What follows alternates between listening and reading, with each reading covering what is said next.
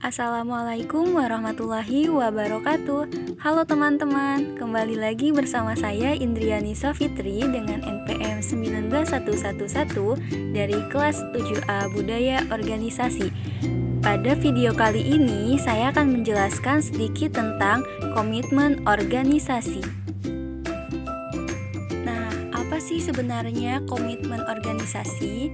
Menurut Robbins and Judge, komitmen organisasi merupakan suatu keadaan di mana seseorang memihak organisasi serta tujuan-tujuan dan keinginannya untuk mempertahankan keanggotaannya dalam organisasi.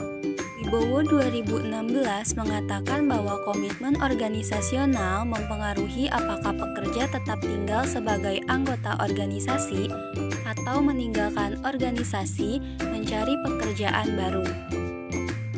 Jadi, komitmen organisasi adalah perasaan keterkaitan atau keterikatan psikologis dan fisik pegawai terhadap organisasi tempat ia bekerja.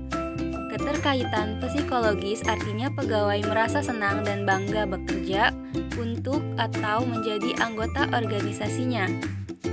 Selanjutnya, Wibowo 2013 menyatakan perilaku dalam organisasional komitmen, pekerja mengenal atau mengidentifikasi dengan organisasi tertentu, dan tujuannya mengharapkan tetap menjadi anggota.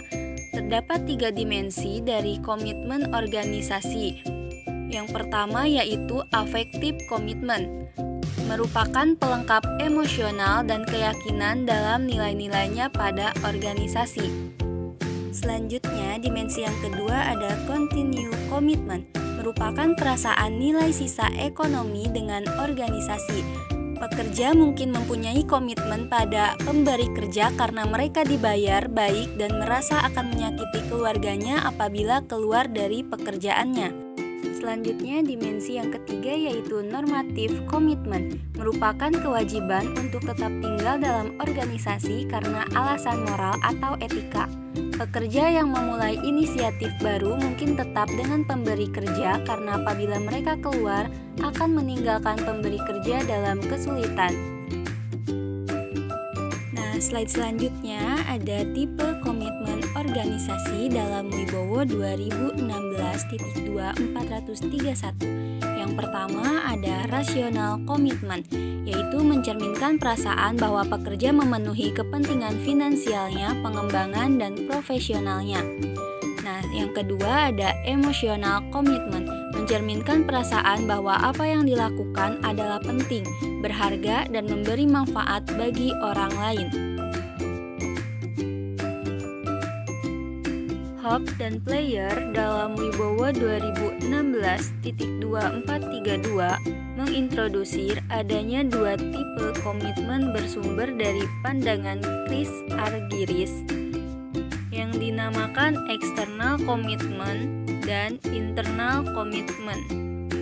External commitment yaitu komitmen yang mengarahkan orang untuk memenuhi kewajiban kontraktual yang ditentukan oleh pihak lain dan di mana tujuan kinerja mengalir dari atas ke bawah. Sedangkan internal commitment memberikan kesempatan kepada individu untuk mendefinisikan rencananya sendiri dan tugas yang diperlukan untuk memenuhi mereka dan sifatnya partisipatif, datang dari dalam individu. Pekerja yang memiliki komitmen organisasional biasanya akan mempunyai catatan kehadiran baik, menunjukkan keinginan kesetiaan pada kebijakan perusahaan. Komitmen dapat menurun atau meningkat karena faktor-faktor sebagai berikut menurut Neustrom. Nah, faktor yang pertama di sini ada faktor penghambat, yaitu menyalahkan secara berlebihan, mengucapkan terima kasih tidak tulus, kegagalan meneruskan, ketidakkonsistenan, dan ketidaksesuaian, meningkatnya ego dan gangguan. Yang kedua ada faktor perangsang, yaitu kejelasan aturan dan kebijakan, investasi pada pekerja berupa pelatihan, penghargaan dan apresiasi atas usaha, partisipasi dan otonomi pekerja, serta membuat pekerja merasa dihargai. Sementara itu, McShane and von Glinow memandang komitmen organisasional sebagai loyalitas organisasional.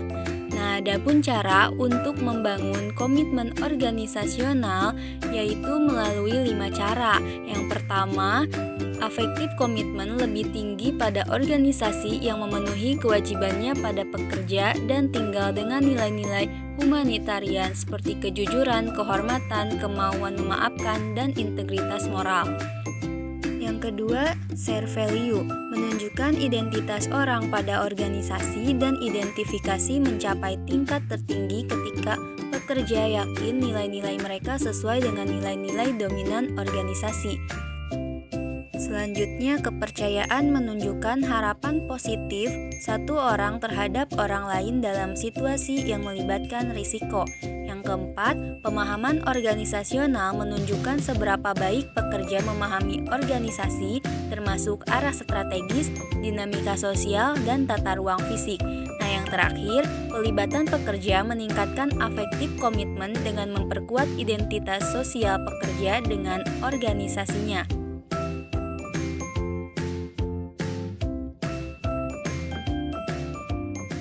Sekian video kali ini tentang komitmen organisasi.